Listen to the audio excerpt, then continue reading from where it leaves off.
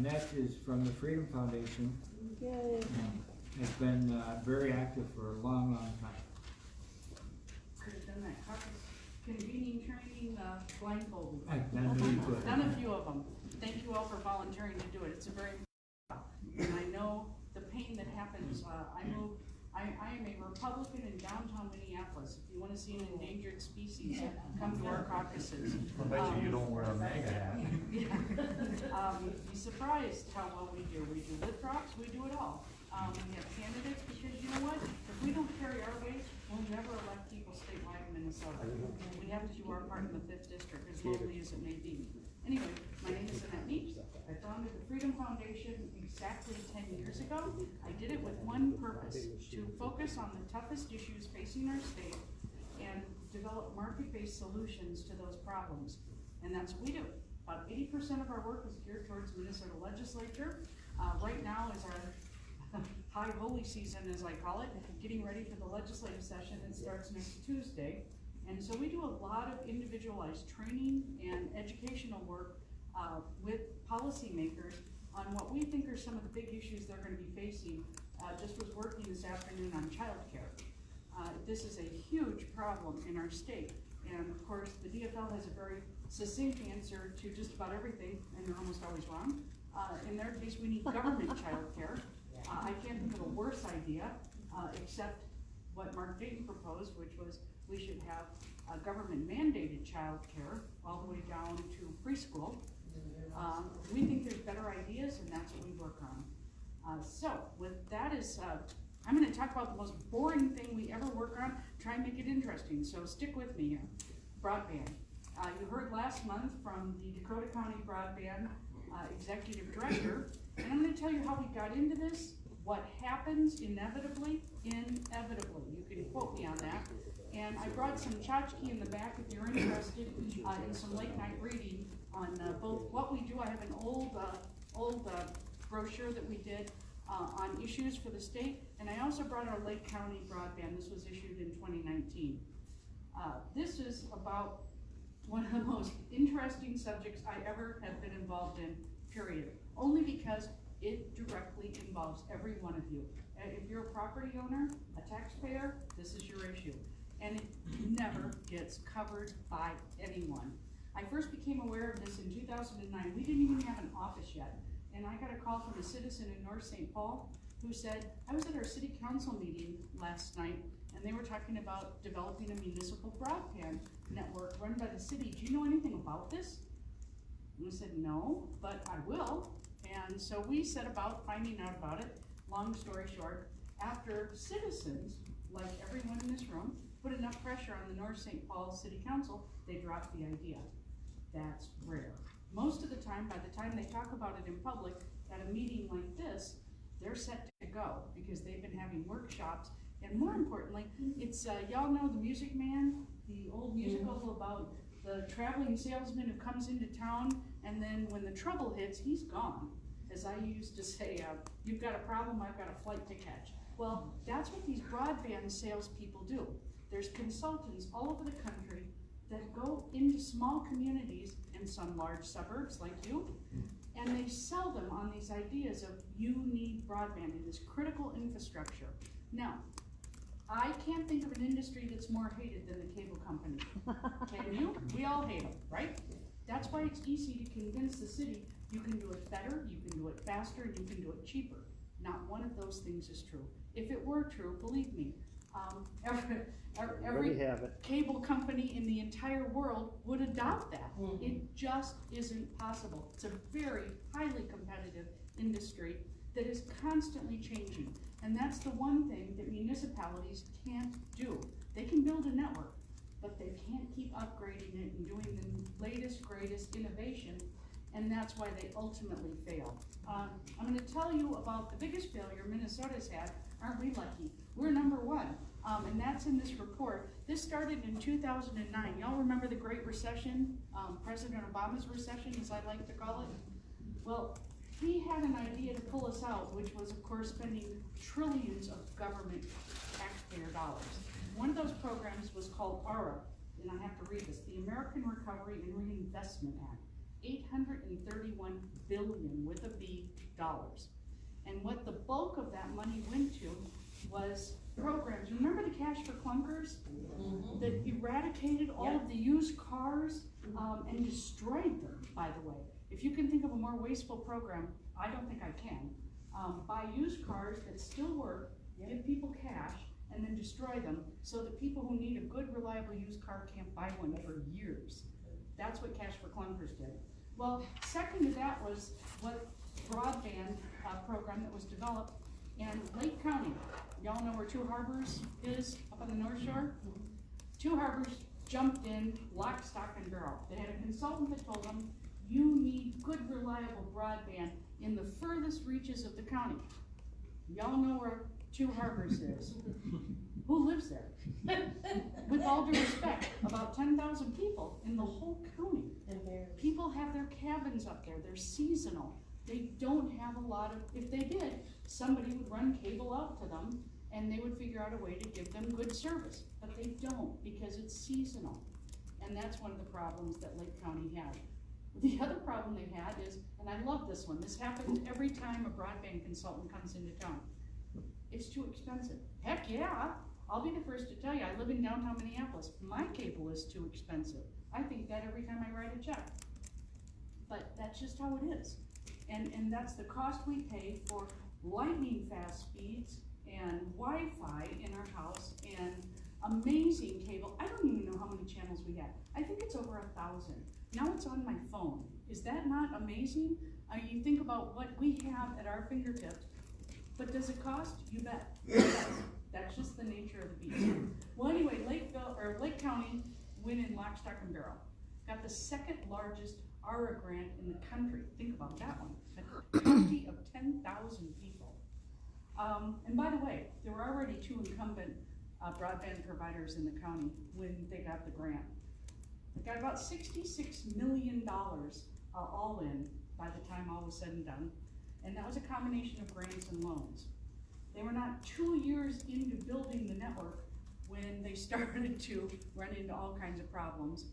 As you can imagine, the ground is frozen up there quite a bit of the time.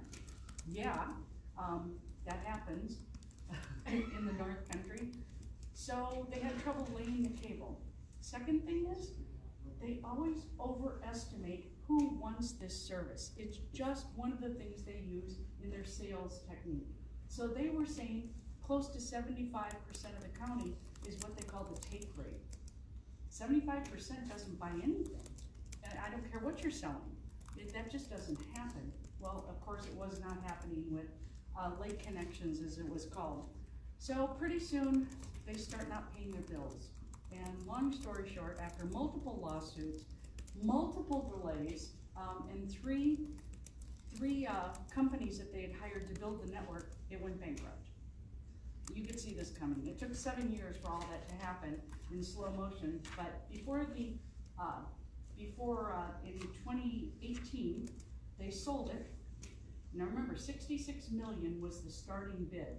That was the grants and loans. In the meantime, they got another 5 million from the FCC, a couple other little small grants, but the most egregious thing they did is when they started the whole project, they said in the county board, taxpayers, you will never be responsible for a dime. This is all paid for. That was a lie. And we called it promises made and promises broken, because now the taxpayers were left with a mighty huge bill. They got their congressmen to intervene and negotiate the debt down, and they sold the network. They sold the network, remember, over $66 million, and they sold it for I'm gonna make sure I get this right, 8.4 million. That's not even pennies on the dollar. That's just shameful. And so you look and say, well, who's responsible for that? Everybody in this room, we all paid for it, every American taxpayer. It was really quite shameful. But even worse, the county had needs. Counties always have needs. In one case, the storage shed where they keep like their plows during the off year got hit by a tornado. And they couldn't afford to even rebuild that because the county had expended so much money to build the broadband network. So long story short, that boondoggle, as it was playing out, suddenly it's like whack-a-mole. I get a call from somebody in Dakota County who says, are you aware that Dakota County is now doing this? I said, I don't believe that. Dakota County, they're here, they're metro. You have over 15 internet providers at last count. I don't know how many there are wireless. So I started calling around, and sure enough, Eakin, by the way, had already started their own program called Access Eakin, and that was going not so well. Access Eakin spent $3 million in about 6 years and finally gave up the ghost quietly last June. They suddenly realized, we can't do this. And they did not join in the joint powers agreement with Dakota County. The cities that did were Apple Valley, Burnsville, Farmington, Hastings, Inver Grove, Heights, Lakeville, Mendota Heights, Rosemont, South St. Paul, West St. Paul, and Dakota County itself. Each of those communities signed a joint powers agreement that is probably valid for close to 20 years, which tells you the obligation for taxpayers. What they're doing right now is kind of backtracking and saying, we're not going to sell this commercially. However, they laid enough pipe and fiber in the ground to do so. And that's what it got our attention. What are you building? And what are you building this for? Oh, we're just building it to hook up the parks, and the offices are in Hastings, and so we need all the government offices to have high-speed internet. Got it. What are you building the rest of it for? Just that, they said. Okay, so I'm one to believe these are all good and honorable people who are not going to soak us like every other system has in this state of Minnesota and nationwide. But let me just tell you some of the things that are missing. There has never been any fiscal transparency in this project whatsoever, number one. Number two, I want to see a risk analysis. When you're spending this kind of taxpayer money, somebody should go through with a critical eye and say, here are the problems 20 years out that we could be facing. Still can't get a hold of that. Still actually can't get a hold of their original contract. Still working on that with the broadband consultant. It's a 20-year term on the joint powers agreement for these communities. If you withdraw, we do have the contract. If you withdraw early, there's a penalty for that, and you have to give them 2 years notice. So you start to look at some of this stuff and say, even if taxpayers rose up today and said, I don't want this. Why are we building this? This is redundant. This is not something government should be doing. You're still going to be on the hook for a bit. But most importantly, every time your government, whether it's Dakota County, whether it's your local community, when they build something like this, they're taking monies away, taxpayer monies, away from something that you probably need, whether that's roads, bridges, police, fire, all the things that a city has to do and should do. You're not going to get that money because money is being spent on broadband. And I always look at broadband and say, it's critical in our lives today, but is it more critical than the police and the fire? I don't think so. And my rule of thumb is always, can you find it in the yellow pages? Is there somebody who's doing what you're trying to do, city of, fill in the blank? Because if you can, they will always undercut you. They will provide better, faster, newer service, and sooner or later, your taxpayers are going to be left on the hook. That's what's happened in Lake County. The worst, before Lake County became the biggest, was Monticello, not that far away. Monticello had quite a boondoggle. And can I tell you how aggressive the cable companies are for their customers? After Monticello built their whole network, they started hemorrhaging money. So they have a municipal liquor store, don't get me started on that, shouldn't be doing that either. But they started taking money from the profits from the municipal liquor store to subsidize the municipal broadband. Think about that one, made my head spin. In the meantime, the cable companies were saying, wait, these are our customers. Larry, they would literally go to Larry's door and say, you've been a long time subscriber of fill in the blank cable company. We've got a special for you today, Larry. If you sign up for 2 more years of our lightning fast cable, we'll lock in a price and it was incredible price. It was like $35 a month. Well, Larry was like, really? $35 a month for 2 years? That's a pretty good deal. Larry, while we have you here, we'll give you a flat screen TV too, free. Boom! All their customers signed up. Pretty soon the city was left with no one. And the city sat there and had the audacity to say, that's not fair. to fight for your own customers is not fair? No, that's the American way, folks, and that's what they did. And bankrupted the municipal system up in Monticello. They did it really fast too. It didn't take long to bankrupt that one. Anyway, and Moorhead, the list is endless.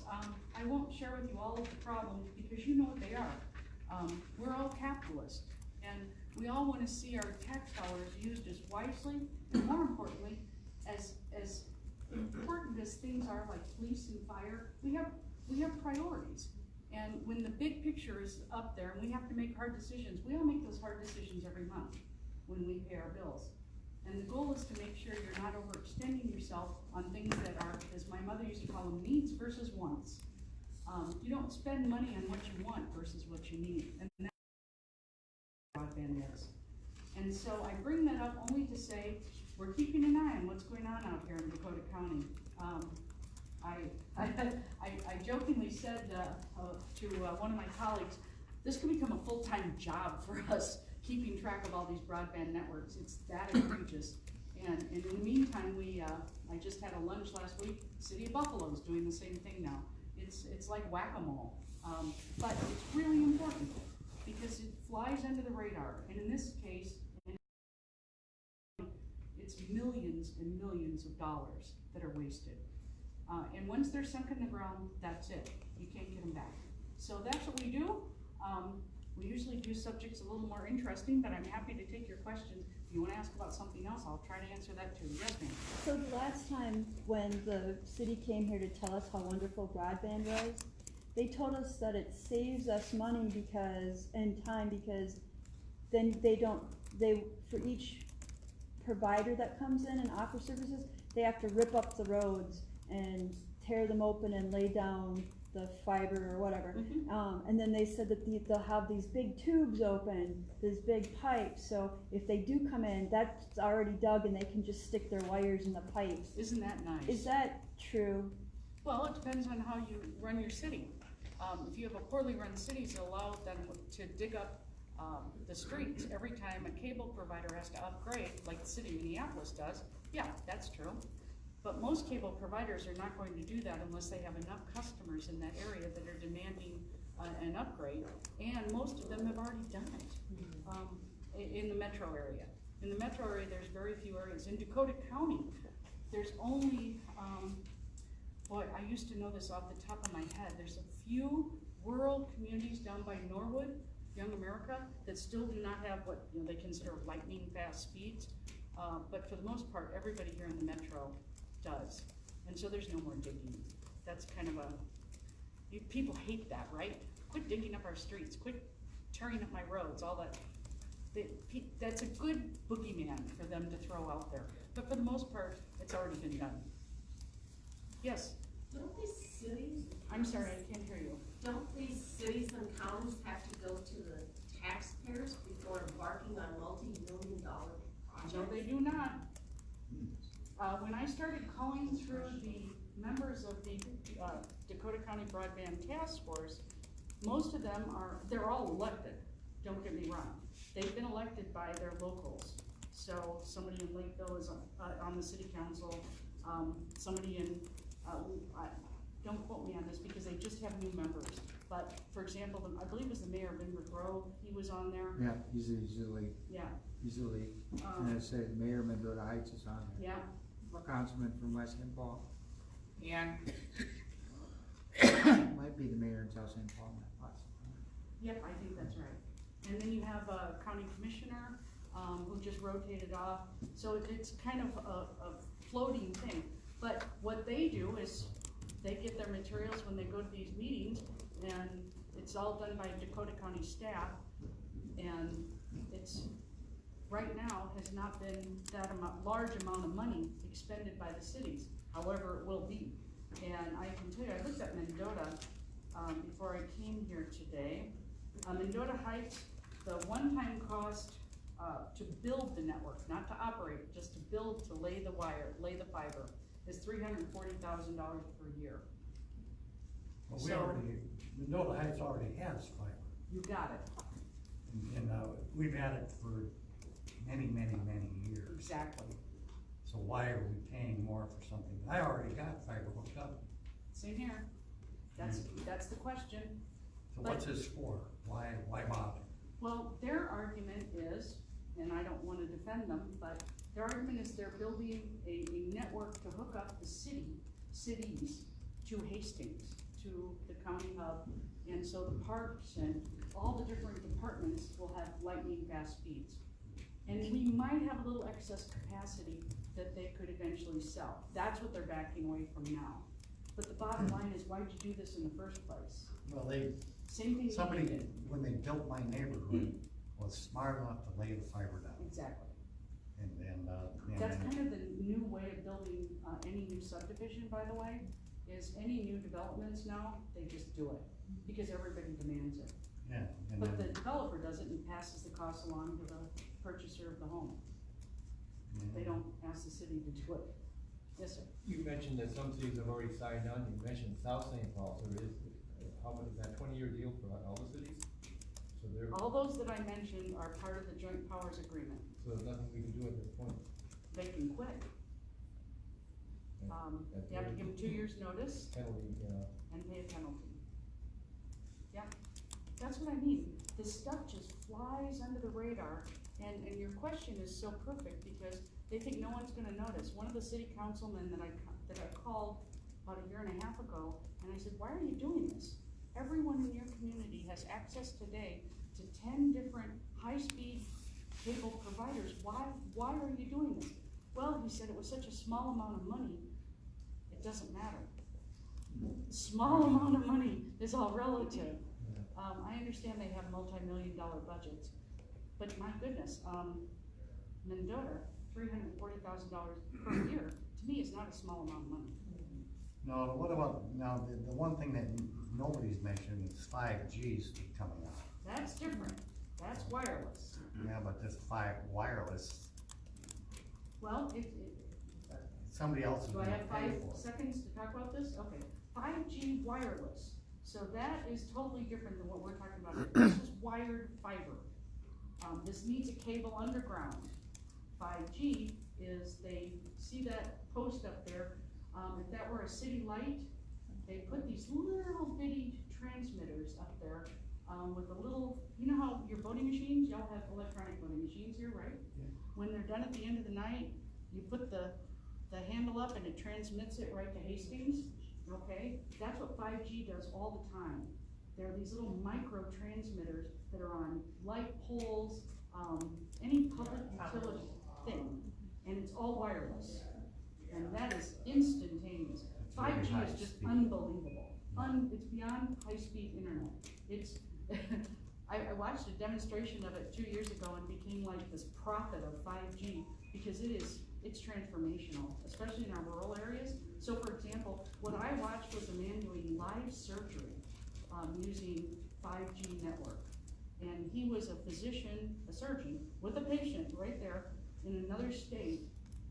And you normally have a little lag time while it bounces up to the satellite and it comes down. This was instantaneous. Yeah, but what they're building now is gonna go the way of the phone lines. Oh, right.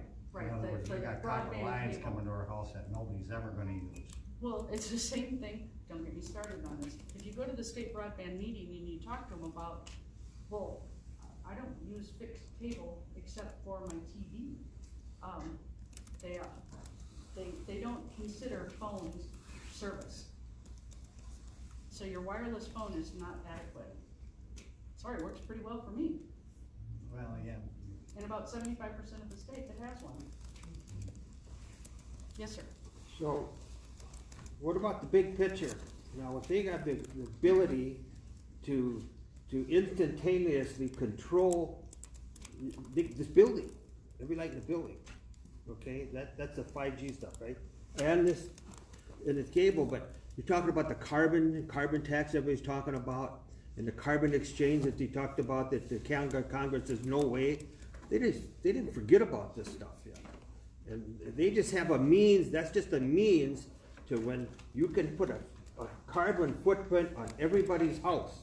And if you wash your laundry at the wrong time of day, or if you turn your microwave on, and your microwave sends a harmonic signal right back to your meter, and that tells you what you're operating, they can turn it off. That's what the end game is. So you're gonna use too much power in your house, you gotta either buy carbon points from somebody else, Or or they'll turn your power don't off. use the power, and they will force it upon you. You're not talking crazy. This happened out in California when they had a big water Exactly. shortage, where they literally were turning off people's sprinklers, That's right. and finding them a lot. Yes, ma'am? Are you hearing from people any concerns about the 5G? I know that health concerns are growing, and I've heard things, I mentioned to my kids, they thought, oh, that's silly, we need this 5G power for these things, but 5G? no, I've for not the heard any 5G, of you're that. not hearing about health risks. So it's growing, and I guess it was the case in California where a school, the students and teachers had an incredible amount of cancer after a tower in their schools. So some schools are starting to fight this, they don't want it, and so then my kids said, oh, this sounds ridiculous. But now they've come back and said, Mom, there's stuff starting to come out, the 5G towers, and signals, they're killing birds and all this stuff, and at these levels of. I have not heard Have you that. heard anything about that? Not a thing. The 5G I have seen, is nothing short of, that, you hear about autonomous vehicles, and let me tell you where it will really be a lifesaver. We have a lot of rural people, who live all over the state, they cannot all live in the 7-county metro area.